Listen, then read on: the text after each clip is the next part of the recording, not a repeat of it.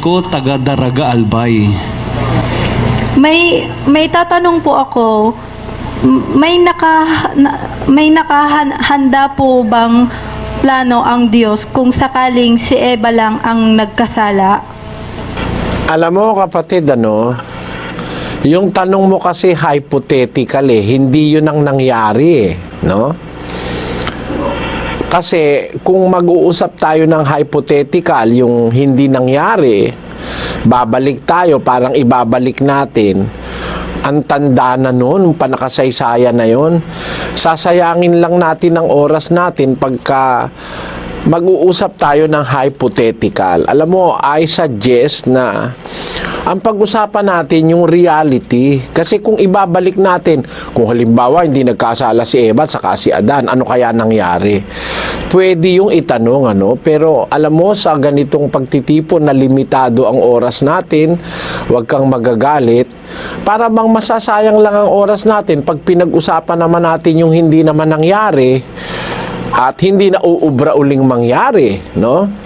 Kaya siguro mas magandang itinanong natin kung bakit ganun na nangyari. Malaman natin kung bakit ba nagkaganon. Pero sa tanong mo, gusto ko lang ituwid, alam mo, ang nagkasala hindi si Eva Ang nagkasala ng mabigat si Adan. Ang impression mo, para bang ang nagkasala si Eva? Hindi. Si Adan ang nagkasala ng mabigat. Basahin natin ang unang Timoteo, Kapitulo 2, versikulo 14. At si Adam ay hindi nadaya, kundi ang babae ng madaya ay nahulog sa pagsalangsang. At si Adam dai nadayaan, kundi ang babae huling nadayaan nahulog sa kalapasan. Ayon, si Eva nadaya lang siya, hindi naman gross o sinasadya yung kasalanan ni Eva. Ang talagang may kasalanang malaki si Adan. Akala nung iba, si Eva ang nagkasala ng malaki sa Diyos, mali yun. Nadaya lang si Eva, she was deceived. Nadaya. Ibig sabihin nung na-deceive, nadaya, hindi willful, hindi niya sinasadya, nadaya lang siya. Ang talagang gumawa ng malaking kasalanan si Adan kasi alam niya talaga yung batas. Sa kanya sinabi ng Diyos siya kausap ng Diyos Tandaan mo kapatid, nung kausapin siya ng Diyos, hindi pa nilalalang si Eva noon.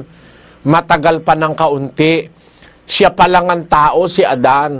Sinabi na ng Diyos sa kanya, huwag kang kakain niya. Pag kumain ka niyan, mamamatay ka, sabi niya. Nung gawin si Eva, sinabi lang ni Adan kay Eva yung sinabi ng Diyos. So, hindi masyadong maliwanag kay Eva yon. Kaya sabi sa Biblia, si Eva nadaya lang, si Adan hindi siya nadaya Anong ginawa ni Adan? Sa 7, pakinggan nyo, sa Oseas. Ngunit sila, gaya ni Adan, ay sumalangsang sa tipan. Dooy nagsigawa silang may paglililo laban sa akin. Tamo, si Adan lilo ang sabi ng Diyos. Basahin mo nga sa Bicol yan. Alagad tasinda, garubaga si Adam, linihisan ninda si tipan.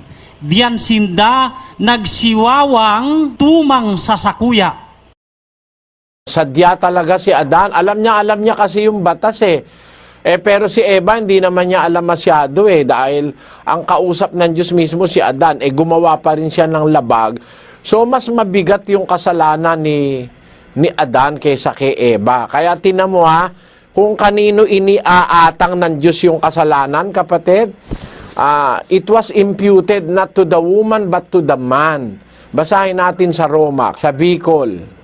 Kaya siring na huli sa sarong tao, an kasalan luminaog sa kinakban, asin an kagadanan huli sa kasalan. Asin sa siring an kagadanan nakalakop sa gabos na tao, huli taan gabos nagkasala.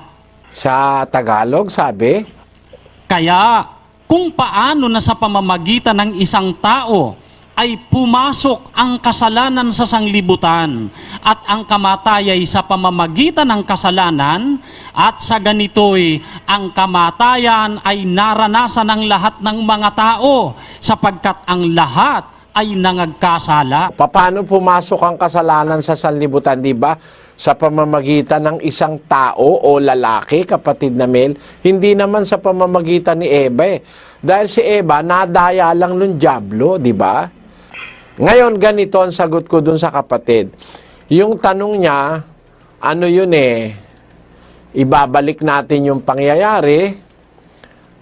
Pero yung tanong na yun, matalinong tanong yun, kapatid. Although hypothetical, that is a wise question. May plano ba ang Diyos kung sakaling hindi nagkasala si Adan? Meron. Mas maganda ang mundo kesa ngayon. Siguro walang mga manggugulo, walang maiinit ang ulo, walang matatapang kung hindi nagkasala si Adan. Ganon ang mangyayari. Kaya lang, hindi na nga ganon ang nangyari, so we have to face the reality. Dapat harapin na natin sa ating bansa, marami ring masasama, kapareho ni Adan, kapareho ni Cain, mamamatay kapatid, mamamatay tao. Ganyan na ngayon. Pero wag kang mag-alala, kapatid, dumarating ang araw, babaguhin ng Diyos yan. Papanaog si Kristo uli, babalik siya, maghuhukom, paparusahan yung masasama, yung mabubuti na ang matitira. Ganyan ang mangyayari sa plano ng Diyos ngayon. Yun ang nakasulat sa Biblia. Sana naunawaan mo, kapatid. Ayan, kapatid na Melanie, ha?